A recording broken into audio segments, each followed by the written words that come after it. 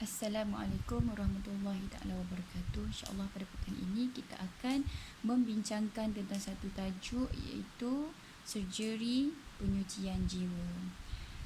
Apa ini penyucian jiwa? Penyucian jiwa ataupun kita sebut juga sebagai tazkiyatun nafs. Sangat baik bagi kita untuk buat banyak-banyak kali tazkiyatun nafs ini. Seeloknya dan sebaiknya lagi kita akan menghadapi Ramadan pada bulan 4 nanti. Pada bulan Ramadan juga adalah satu bulan yang sangat bagus untuk kita buat tazkiyatun nafs ataupun penyucian jiwa. Kenapa Allah sediakan bulan ini sangat sesuai untuk kita? Kerana Allah nak bagi kita ada diri kita sahaja yang mempengaruhi semua tindakan kita, yang tidak dipengaruhi oleh syaitan, kan? Mungkin kita tertanya-tanya, kan, kenapa pada bulan Ramadan yang tiada syaitan yang menghasut kita untuk beramal buruk, tetapi masih ada amal-amal buruk yang melekat pada diri kita? Kenapa ya? Nanti kita akan bincangkan. Okey. Ada seseorang anak murid Imam Al-Ghazali bertanya kepada Imam Al-Ghazali, "Wahai guru, katanya zikir itu dapat menyingkirkan syaitan. Tetapi kenapa aku berzikir dan berzikir dan berzikir, tetapi syaitan itu tetap datang kepadaku?" Maka Imam Al-Ghazali pun memberikan perumpamaan, iaitu, "Wahai anakku, lihatlah kepada beberapa ekor anjing itu. Jika kamu ada makanan berupa tulang, dia akan datang kepadamu. Meskipun kamu menghalaunya, dia akan tetap datang. Jika engkau menghalaunya lagi, dia akan datang lagi. Dan jika engkau halaunya lagi, dia akan datang lagi. Kenapa? Kerana pada dirimu ada makanan kesukaan anjing itu." Begitulah perumpamaan yang diberikan oleh Imam Al-Ghazali tentang diri kita.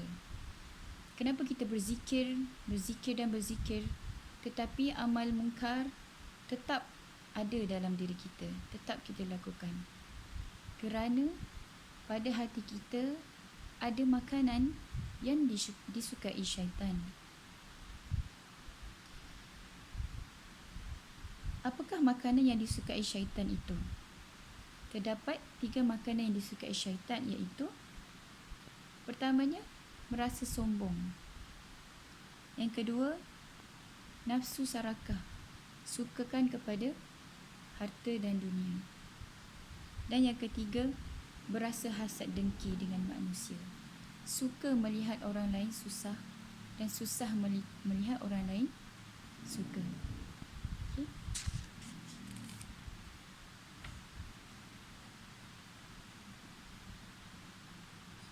Yang pertama, tentang penyakit sombong. Penyakit sombong ini adalah satu penyakit yang bahaya, kan? Dan sombong yang paling bahaya adalah sombong dengan rasa kehambaan. Merasa diri telah banyak beribadah kepada Allah dan merasakan orang lain tiada ibadah.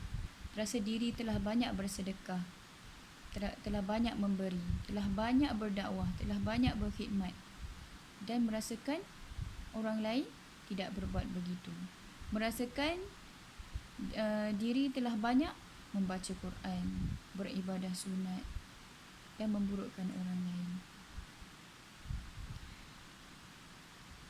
Ataupun merasakan diri telah banyak melakukan suatu ibadah dan tidak membuat amal ibadah yang lain yang disuruh oleh Allah. Okay? Dalam perumpamaan ini kita boleh ambil daripada kisah Iblis. Ya? Iblis adalah satu makhluk Allah yang sombong. Itu kita tahu kisah dia, kan? Jadi kita tak nak menyerupai sikap dan sifat iblis ni. Sebelum Nabi Adam dijadikan, iblis telah hidup telah lama sebelum itu. Dia telah banyak beribadah selama 120 ribu tahun lamanya iblis beribadah. Apabila Nabi Adam dijadikan,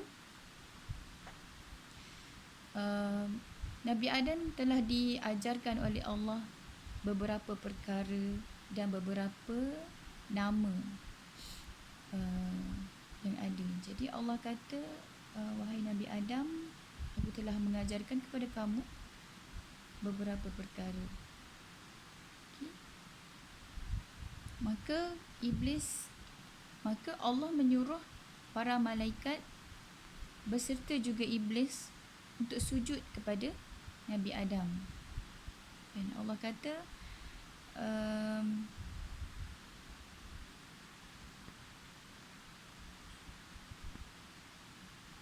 maka Allah menyuruh iblis dan juga para malaikat untuk sujud kepada Nabi Adam. Hanya iblis yang tidak sujud kepada Nabi Adam kerana apa dia cakap? Kenapa dia nak sujud kepada Nabi Adam sedangkan Nabi Adam baru diciptakan, tetapi iblis telah hidup selama 120,000 tahun, lebih lama telah beribadah kepada Allah. Jadi dia rasa dia lebih mulia daripada Nabi Adam.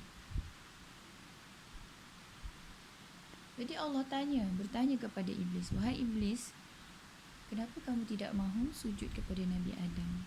Iblis kata, aku dijadikan daripada api, sedangkan Nabi Adam dijadikan daripada tanah. Jadi dia merasa dia lebih mulia daripada tanah. Apakah kemuliaan api berbanding dengan tanah? Kalau kita nak bincangkan lah kan, sebenarnya tak ada apa. Tak ada apa yang lebih mulianya sesuatu itu daripada sesuatu yang lain, melainkan Allah saja yang lebih mulia kan. Okey. Kalau kita lihatlah, kalau kita nak ambil kalau kita nak bincangkan tentang kata-kata iblis tersebut, bahawa api lebih mulia daripada tanah. Apa keistimewaan api berbanding tanah? Kalau kita pandang api, yes, api tu panas. Tetapi api tidak mampu hidup, tidak mampu menjadi api jika kita tidak menghidupkan api itu. Betul tak? Okay?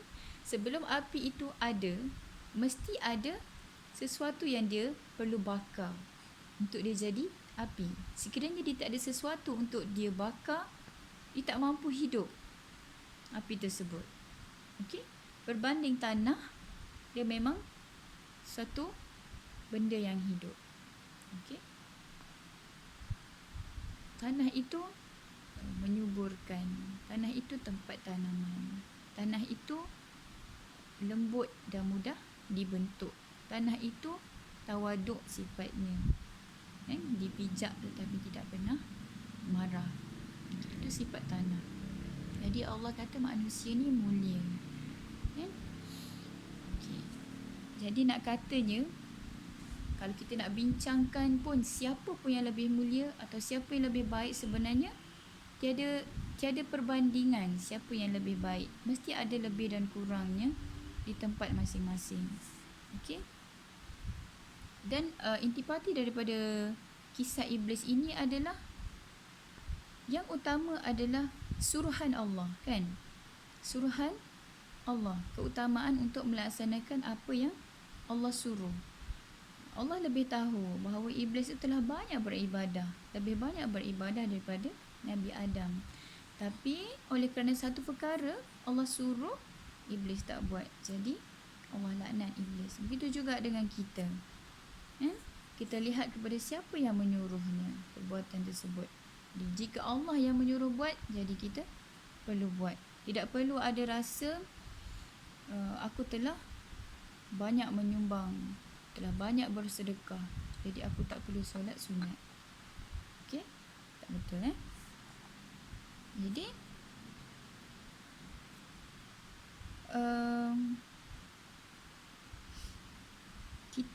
kita adalah makhluk yang selalu menganiaya diri sendiri, kan? Dalam ayat dalam Al-Quran, Rabbana zalamna anfusana wa illam taghfir lana wa tarhamna lanakunanna minal khasirin.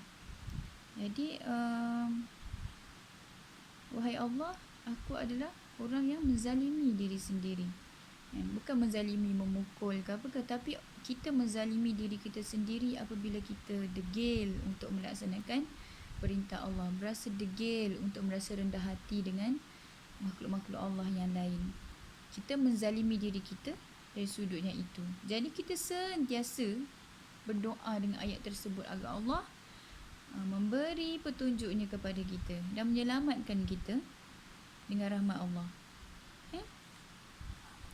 Okay. Apakah dia amal yang meskipun benar namun keliru? Apa dia ya? Apakah amal yang meskipun benar tetapi keliru? Iaitulah memuji diri sendiri. Ujub dengan diri sendiri, berasa bangga dengan diri sendiri, berasa bangga dengan kelebihan diri sendiri, berasa mampu, berasa hebat dapat bercakap di khalayak orang ramai, berasa hebat dapat menjadi pemimpin. Orang lain tak mampu buat macam kita. Kita rasa macam aku ni rare, aku ni hebat. Okay? Itulah amal yang mengelirukan diri kita sendiri. Okay, kita bimbang, kita jatuh kepada perasaan yang ujub dan riak. Okay? Jadi macam mana cara nak membersihkan diri kita dari segala sifat-sifat mazmumah tersebut adalah dengan tazkiyatun nafs ataupun penyucian jiwa, kan? Agar kita tidak berasa lebih besar daripada orang lain. Melainkan kita rasa jika kita ada kelebihan, pasti orang lain ataupun makhluk lain itu ada kelebihan dia yang tersendiri juga. Jadi tidak ada siapa yang lebih dan kurang daripada orang lain. Masing-masing ada kelebihan dan kekurangan masing-masing, ya? Ada para sahabat yang bertanya kepada Nabi SAW pada zaman Nabi lah. Mereka berkata, "Ya Rasulullah, kami suka pakaian yang baik. Kami suka pakaian yang baik, suka rumah yang baik, suka dikelilingi oleh orang-orang. Adakah kami bersifat sombong?" Rasulullah kata, apa Rasulullah kata? Rasulullah kata, tidak. Sombong itu yang pertama adalah menolak kebenaran. Kebenaran ini dia tak kiralah datang daripada siapa, kan? Sama ada orang tu kurang ilmunya, ataupun lebih muda, ataupun lebih kecil. Jika ianya satu kebenaran, maka ia satu kebenaran, kan? Rasa sombong tu timbul apabila kita rasa apa yang dikatakan oleh seorang itu yang kita tak suka, kita tidak mahu menerima kebenaran tersebut, kan? Yang kedua, sombong yang kedua adalah dengan meremehkan orang lain, kan? Ataupun membencinya. Kita rasa kita lebih hebat daripada dia,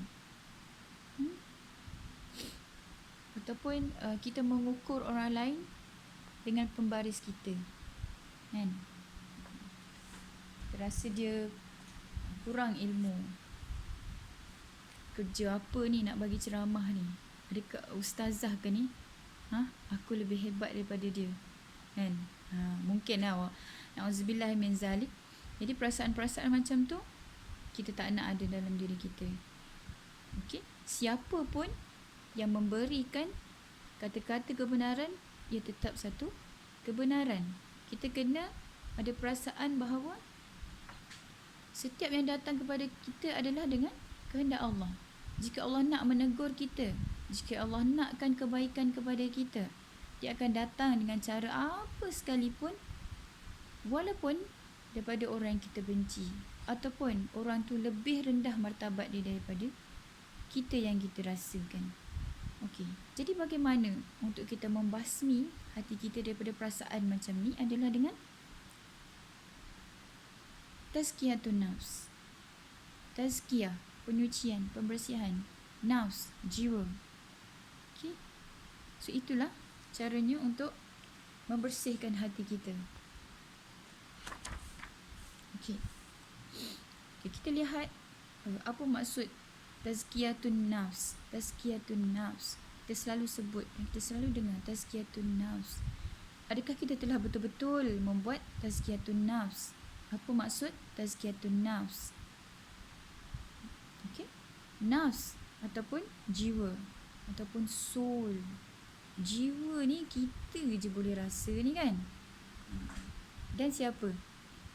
Hanya kita dan Allah yang boleh tahu, dan kita boleh feel apa yang ada dalam jiwa kita. Dan tazkiyah itu adalah pembersihan, penyucian. Okey. Pembersihan jiwa ini berkait rapat dengan ma'rifatullah.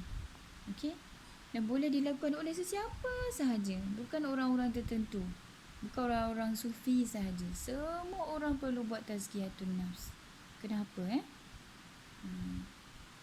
Kenapa kita kena buat ni?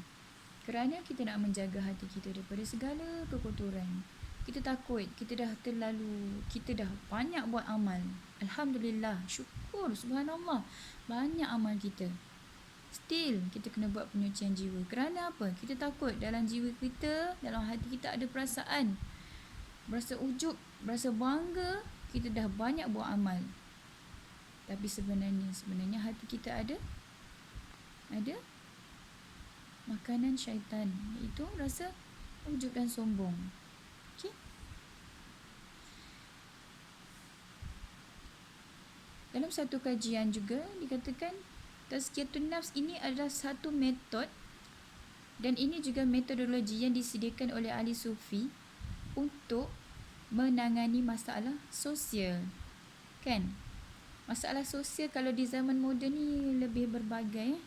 Ada masalah sosial yang kita tak terfikir pun dia sebagai masalah sosial. Biasanya kita tengok masalah sosial ni, kita tengok budak lepak ke, bosia ke, mak rempit ke. Itu kita nampak. Ada perkara yang manusia buat yang kita tak nampak, tapi ia sesuatu yang membara.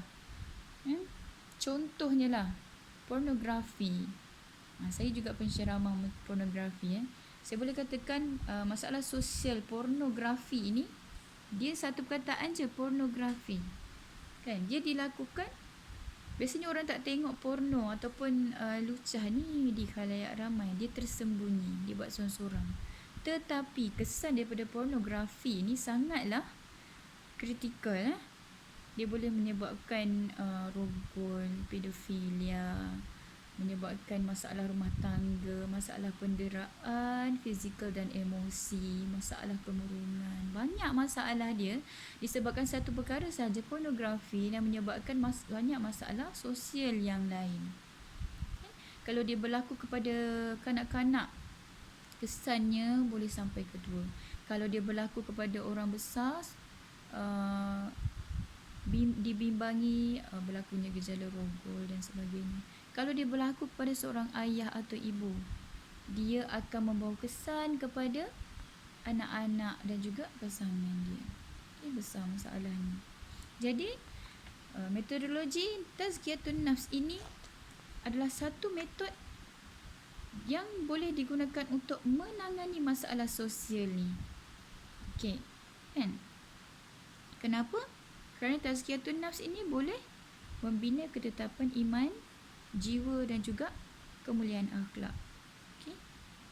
Dan ketenangan jiwa ini pula berkait rapat dengan akhlak. Okay. Akhlak yang baik, sama ada akhlak yang baik ataupun akhlak yang buruk. Jiwa yang tenang, kita agak boleh menghasilkan akhlak yang bagaimana. Jiwa yang celaru, kita agak boleh menghasilkan akhlak yang bagaimana. Kita sendirilah contohnya, ramai yang saya rasa ibu-ibu di sini. Mungkin time perasaan kita tengah bercelaru, tengah bercelaru. Sometimes kita ada perasaan macam tu kan. Okay, bagaimana kesannya kepada orang dalam rumah kita? Tak nak cerita orang luar dulu kan. Dalam rumah kita je dah ada kesan dia kan. Mungkin anak-anak time tu mudah kena marah, kena pukul, suami kena tengking ke. Nauzubillah min zalik. Okey. Pada ketika ini kita selalu diingatkan supaya kita back to basic. Buat apa? Solat, berzikir. Okay. Kalau kita belajar dengan orang yang neuroscience, zikir adalah satu teknik untuk menghasilkan gelombang yang positif. Menghasilkan satu gelombang yang positif. Kalau orang yang tak Islam pun dia ada teknik dia tu yang mana dipanggil apa? Bersendiri, yang duduk bersendiri tu. Duduk sendiri, menyendiri dan berfikir sejenak kan. Kalau kita orang Islam, kita buat muhasabah diri. Itulah tazkiyatun nafs. Salah satu cara tazkiyatun nafs adalah muhasabah diri, korek diri kita kan, berzikir, bermunajat. Itu salah satunya kan. Kita kalau duduk di KL ni lah kan, saya rasa kehidupan sangat hektik kan. Macam kalau orang yang bekerja, pagi-pagi bangun pergi kerja, macam solat tu, solat selepas solat kadang-kadang tak sempat pun berzikir, tak sempat baca doa, kita dah bingkas bangun, pakai baju, terus pergi tempat kerja, siapkan anak, balik pun sama, sibuk juga, balik-balik letak beg, letak anak, masak, dudang-dudang, uruskan itu ini, bong, tidur kan. Most of the time lah kita sepertinya tak ada waktu untuk diri kita. Sebenarnya kita sangat perlukan waktu untuk diri kita. The best me time is me time with Allah. Okay. Me time with Allah ni adalah me time yang terbaik sekali. Kita dapat banyak benda sekaligus. Kita dapat bersendiri daripada manusia. Kita dapat bersendiri daripada semua urusan dunia. Kita dapat bersendiri daripada melihat segala manusia.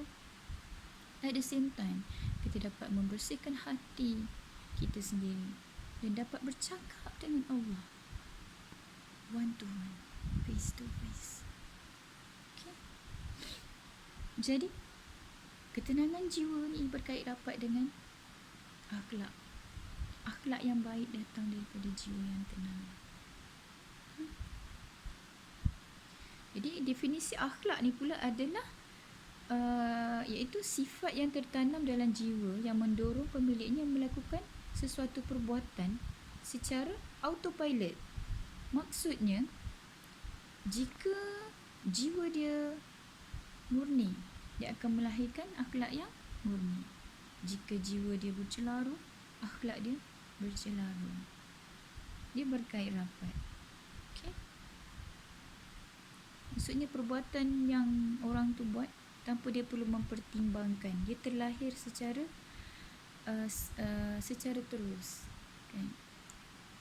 Seperti orang ada seorang memperumpamakan seperti bila kita nak melihat akhlak sebenar seorang itu adalah seperti kita memerah kelapa. Apabila telah dipress, kelapa dia tak akan menggunakan santan tanpa dia diperah kan. Okay, so akhlak seorang tu dia bila kelapa tu dipress baru dah keluarkan santan je. Begitu juga akhlak orang, bila dia ditekan, ada suasana yang menekan, apa yang keluar? Akhlak yang bagaimana yang keluar? Itulah akhlak dia. Okay. Jadi akhlak ini, jiwa melahirkan akhlak, dan akhlak itu melahirkan kepribadian seseorang tu yang sebenar kan. Kepribadian dia macam mana? Kepribadian yang baik, kepribadian yang sebaliknya.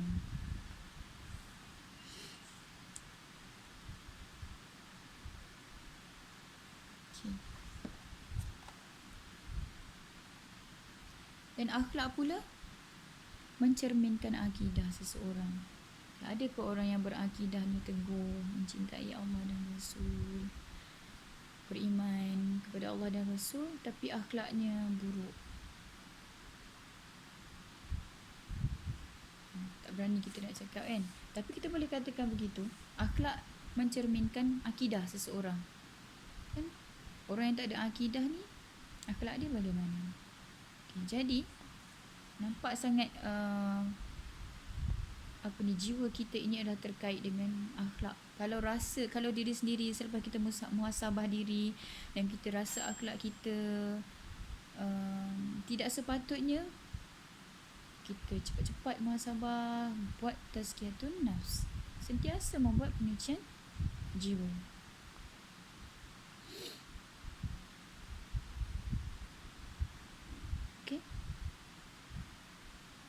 Okey, maksud tazkiyah di sini adalah penyucian ataupun pembersihan ataupun pembasmian daripada segala kekotoran.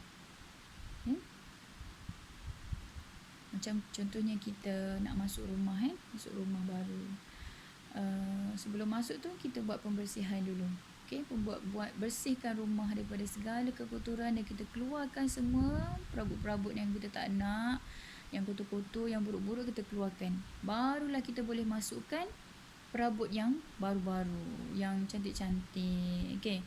Kalau kita tak keluarkan yang buruk tapi kita masukkan yang baru, apa jadi? Rumah kita tetap nampak selikih kan? Tetap nampak serabut. Jadi untuk kita masukkan yang baru yang cantik, kita kena keluarkan dulu yang buruk. Begitulah juga hati kita.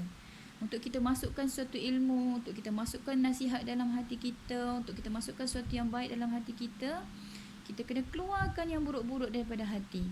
Barulah dapat kita masukkan suatu yang baik ke dalam hati kita. Kan? Okey? Dan jiwa, soul, okey? Jiwa ini didefinisikan sebagai sesuatu jirim yang halus. Even kita rasanya kita, dia even bukan partikel sekalipun, dia ada sesuatu yang tidak kita boleh pegang, tidak boleh nampak, tidak boleh di scope dengan mikroskop pun. Okay? Dan jiwa ini adalah raja hati, raja kehidupan kita, yang bergerak memberi kekuatan kepada kehidupan dan perasaan serta kehendak yang ada pada diri manusia. Dalam Al-Quran disebutkan, ketahuilah sungguhnya Allah mengetahui apa yang terdapat dalam jiwa kamu, anfusikum, jiwa kamu, maka hendaklah kamu berhati-hati berhati-hati dengan apa yang ada di dalam jiwa kita. Kan? Kita berhati-hati tu maksudnya kita masukkan sesuatu yang baik je dalam jiwa kita, sebab Allah tahu. Kita masukkan sesuatu yang baik sahaja, kita keluarkan sesuatu yang buruk, contohnya sifat riak, ujub, takbur, sombong, nafsu, ada nafsu, berhasad, dengki. Allah tahu tu semua. Manusia tak tahu, hanya kita yang tahu, hanya Allah yang tahu. Even kalau kita ada perasaan riak, kadang-kadang kita pun tak tahu kita ada perasaan riak kan. That's why kita disarankan untuk berhati-hati dengan apa yang ada dalam diri kita. Okay? Apa yang dilahirkan melalui perbuatan, perkataan, penulisan adalah apa yang ada dalam jiwa kita. Okey, sebenarnya kita pun boleh tengok kan diri kita, apa yang keluar daripada diri kita, yang baik ke yang buruk, itulah jiwa kita. Kalau keluar sesuatu yang baik, alhamdulillah.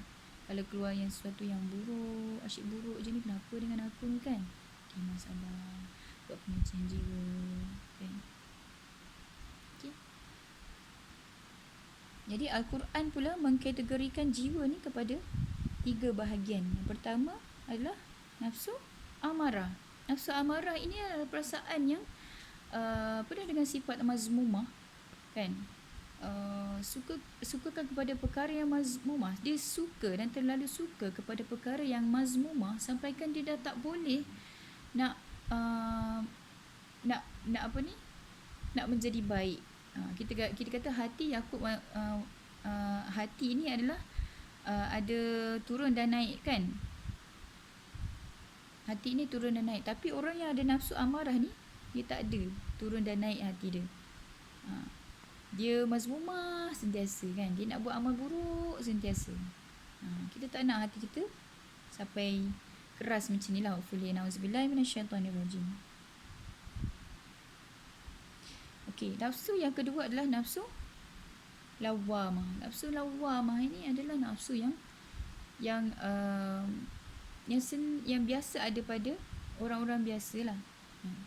Dia nak sentiasa buat kebaikan, apa yang Allah suruh. Dia takutkan kepada azab-azab Allah, dia takut kepada larangan-larangan Allah, dia sentiasa mahu membaikkan dirinya. Tetapi hati lawamah ni juga adalah sentiasa dipengaruhi oleh rasa-rasa ingin membuat kemungkaran, kan? Rasa-rasa selalu nak buat kemungkaran tu. Contohnya apa-apa je lah tapi ada rasa. Contohnya nak melambat-lambatkan solat lah, ataupun hari ni mengaji baca 2 muka surat je lah. Dia perasaan untuk nak buat tak baik tu sentiasa ada. Apa-apa je lah kan yang kita rasa. Jadi hati yang lawamah ni, yang ada di, insya-Allah inilah yang ada di ramai di kalangan kita lah, bukan al-amarah tadi kan. Jadi hati inilah disebabkan turun naiknya iman bagi hati inilah, that's why jugalah dia kena selalu ada tazkiyatun nafs untuk mengingatkan dia bahawa apa yang betul, apa yang salah. Perlu sentiasa tazkiyatun nafs untuk mengajak dia kembali kepada landasan yang betul. Okay, that's why jadi seperti ayat Allah tadilah, ayatnya, sebab tu kita kena selalu doa, Rabbana zalamna anfusana wa illam taghfir lana wa tarhamna lanakunanna minal khasirin. Sebenarnya kami adalah orang yang menzalimi diri kami sendiri, kan? Allah kata macam tu. Kalau sekali baca, kenapa pula bila masalah aku menzalimi diri aku ni, kan? Sebenarnya begitulah kita menzalimi diri kita. Betul lah Allah cakap, kan? Kita menzalimi diri kita sendiri dengan kita mengurangkan amal ibadah kita, mengurangkan pahala kita. Sedangkan Allah suruh kita sentiasa membanyakkan amal ibadah. Dan nafsu yang ketiga iaitu nafsul mutmainnah, yang disebutkan dalam surah Asy-Syams.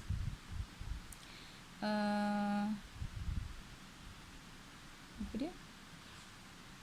Ya nafsul mutmainnah irji'i ila rabbiki radiyatan mardiyah wadkhuli fi ibadi wadkhuli jannati, kan? Allah kata, wahai jiwa-jiwa yang tenang, kembalilah kepadaku dengan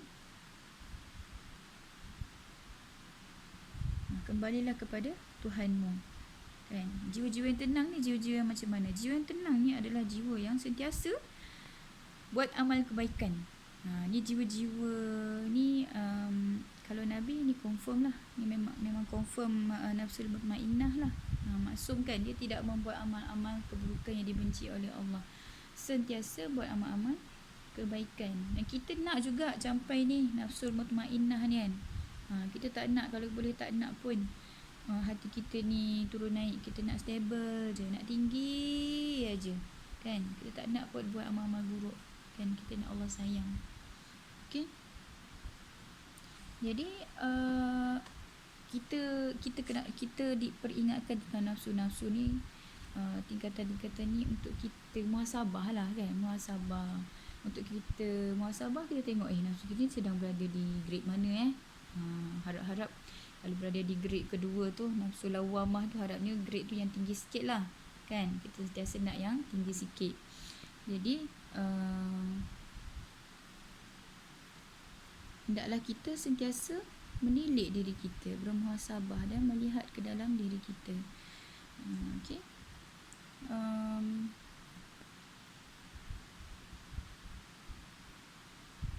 Dan sebentarlah bulan Ramadan yang akan datang ni, kita nak prepare diri kita supaya berada dalam Ramadan, bersedia untuk kita memprogramkan diri kita menjadi manusia yang kita sahaja. Kita tak nak dipengaruhi oleh syaitan ataupun nafsu-nafsu lain, sebab tu kita harapkan Ramadan itu satu tarbiyah rabbani daripada Allah, kan? Ramadan ni adalah satu bulan, satu tarbiyah rabbani daripada Allah untuk menyucikan hati kita. Sangat baik dan cantiknya Allah ini, dia menyediakan satu bulan khusus untuk kita sentiasa mengkoreksikan diri kita tanpa diganggu oleh syaitan, kan? Allah ni sentiasa nak kita jadi baik, kan? Jadi Allah sediakan satu bulan dengan paksaan untuk kita berada dalam Ramadan. Kalau Allah tak paksa kita berada dalam Ramadan tu, kan, tak paksa untuk kita berpuasa, mengkoreksi diri dalam Ramadan, kita pun tak bila nak buat. Jadi Allah ni baik, sentiasa dia nak kita jadi baik. Okey, jadi saya berkongsi mungkin sedikit saja berkenaan tentang tazkiyatun nafs ni. Okey, sahabat-sahabat boleh apa ni, buat sendiri di rumah, kan? So far tazkiyatun nafs yang saya rasa sangat berkesan bagi saya adalah zikir lah, kan. Kalau bagi saya seorang mak ni, bila anak dah berderet, masa untuk me time tu sebenarnya sangat-sangatlah kurang. Jadi apa yang saya buat adalah sebenarnya kita busy, kan, bangun pagi dah busy, sampai ke malam kita busy. Jadi apa yang saya buat, kalau saya bangun selepas subuh, maksudnya bangun subuh saja. Waktu subuh adalah waktu yang paling baik lah, permulaan hari yang paling baik untuk kita reset dan set diri kita semula. Set diri kita untuk solat. Solat tu sebut dengan hati dan jiwa, kan, untuk kita solat subuh. Usalli fardhu subuhi raka'ataini lillahi ta'ala. Allahu akbar kabiran walhamdulillahi katsiran, sehingga akhirnya kita beritahu Allah Maha besar, kan. Sebenarnya aku beribadah kepadamu, aku tidak tergolong dalam golongan musyrik, aku adalah hamba-Mu. Kita baca dengan penuh penghayatan solat kita hayati apa yang kita sebut. Kemudian habis solat kita zikir, kita salam, kemudian kita zikir dan hayati zikir-zikir kita. Banyak cara-cara berzikir, kan. Apa yang kita nak baca pada pagi tu, banyak zikir. Mungkin kalau waktu kita terhad, kita pilih zikir untuk hari tu. Contohnya zikir yang kita baca setiap hari, kita baca lah contohnya subhanallah walhamdulillah wala ilaha illallah, tu baca 30 untuk satu tasbih tu kita baca 30. Dan baca zikir-zikir yang menenangkan hati kita, yang boleh buatkan kita berada dalam zon kita sendiri dan hanya ada kita dan Allah pada waktu itu. Dan mungkin waktu tu hiruk pikuknya dengan anak-anak sekolah, suami nak pergi kerja, gerudang-gerudang sana sini. Tapi kita membuat satu circle antara diri kita dan Allah sahaja pada waktu itu, kan. Okay, so kita fokus, sekalipun waktu tu hanya 15 minit, fokus untuk waktu tu saja. Kemudian lepas tu, okay, bangunlah kita pun bergedang-gedang sekali dengan orang lain lah, kan. Kita pun sekali nak pergi kerja ataupun menguruskan anak dan suami untuk pergi kerja. Okay. Sekian sahaja tazkirah ataupun perkongsian saya tentang tazkiyatun nafs pada petang ini. InsyaAllah ini hanya satu perkongsian, tapi praktikalnya kita buat sendiri, dan kita sendiri yang boleh buat, tak ada orang lain yang boleh buat untuk kita tazkiyatun nafs ni. Okey, maka silakanlah, buat untuk diri sendiri. Jika ada siapa yang nak berbincang, memberi pandangan ataupun apa-apa perkongsian, silakan. Kita buka kepada perbincangan. Setakat ini, Assalamualaikum warahmatullahi taala wabarakatuh.